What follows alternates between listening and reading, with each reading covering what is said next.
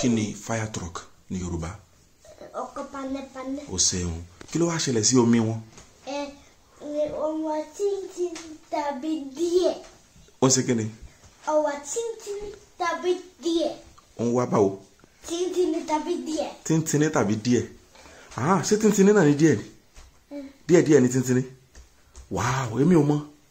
Báwo ni wọ́n ṣe mọ̀? Ta ló kọ́kọ́ sọ tí gbogbo ni wọ́n ti gbọ́? Ta ló sọ bẹ́ẹ̀ tíntín tí wọ́n ti gbọ́? Ẹnà ti sọ fúnra mi. Ó sọ fúnra rẹ̀. Okay, pàdé fúnra rẹ̀. Kindly subscribe to our YouTube channel, Yoruba Pikin, and remember to hit the notification bell to enjoy more of our videos. Thanks for watching.